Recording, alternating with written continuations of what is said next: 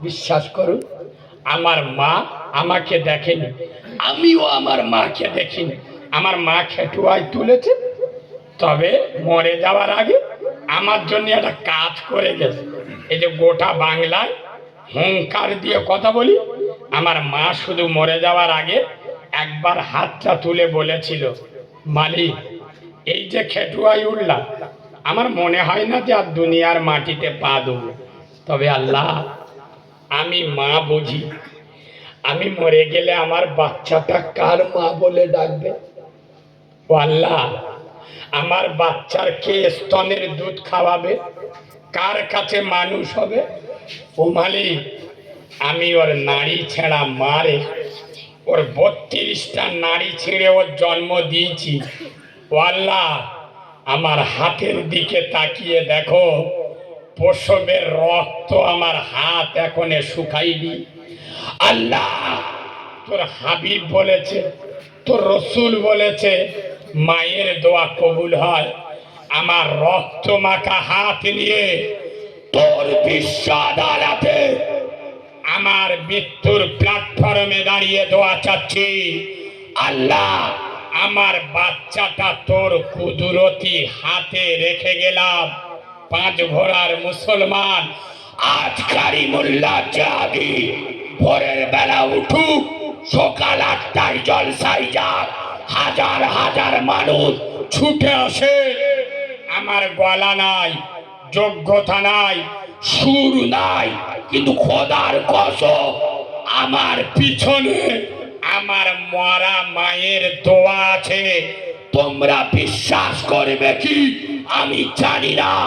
জলসা করে আমি যখন বাড়ি যাই, গভীর রাতে ইন্দোনেশিয়া, মালয়েশিয়া, কুয়েত, কাতার, বাহরাইন, সৌদি আরব, বিভিন্ন দেশ থেকে আমার নেটে ফোন করে, কালিমুল্লাহ ভাই আমরা বাঙালি, আমাদের বাড়ি পশ্চিম বাংলায়, বা কেউ কেউ বলে বাংলাদেশ, কিন্তু আপনার বক্তব্য আমরা না শুনে ঘুমাই না, আমরা কাজের ক্ষেত্রে এই সব দেশে থাকি।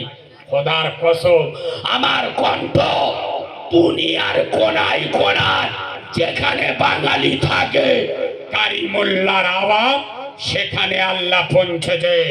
এটা আমার মোরা মায়ের দোয়া।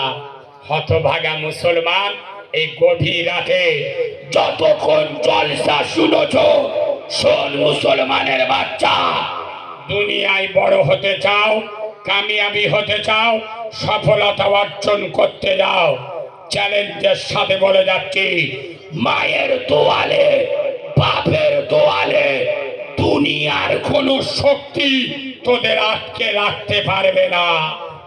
খোদার কসম তোরা ওয়াজ শুনিস, মার পার নিচে জান্নাত। কোনদিন ভেবে দেখেছিস মার পার দাম যদি এত হয়, মায়ের হাতের দাম কত? যুবক ছেলেরা তোদের পায়ে ধরে বলে যাচ্ছি, খোদার কসম তোরা বড় হতে চাইলে মায়ের দোয়ালে মা। খোদার কসম দুনিয়ার একমাত্র ভালোবাসা বিনা স্বার্থে, সেটা হলো মায়ের ভালোবাসা। আমি এতটুকু কথা বলেছি, বিশ্বাস করো, যার মা নি বাপ নি তাদের চোখে পানি চলে এসছে। বিশ্বাস করো, রোজার ঈদের দিন তোমরা নতুন জামা পরে গোটা বারাইপুরে ঘুরে বেড়াও, আর আমি কারিমুল্লাহ জেহাদি একটা নতুন জামা, এটা আমার যেখান থেকে জ্ঞান হয়েছে, আমি ঈদ উপলক্ষে নতুন জামা কিনি না। কেন? আমার মায়ের কথা আমার খুব মনে পড়ে। আর একটা কারণ হলো, আমি কটা এতিম অনাথে দিতে পারলাম, অনেক এতিম অনাথ পড়তে পারে না। খোদার কসম আমার মার কবরের কাছে আমি ঈদের নামাজ পড়ে ক্ষীর খাওয়ার আগে সোজা চলে যাই, গিয়ে বলি, মা আমি জানি না তোমার দেখতে কেমন, তোমার কবর এটা আমি সঠিক বলতে পারবো, লোকে বলে তোর মার কবর, তাই তোমার মাথার ধারে এসে দাঁড়িয়ে, মা আজকে যদি তুমি বেঁচে থাকতে, তোমার কারিমুল্লাহ তোমার জন্য একটা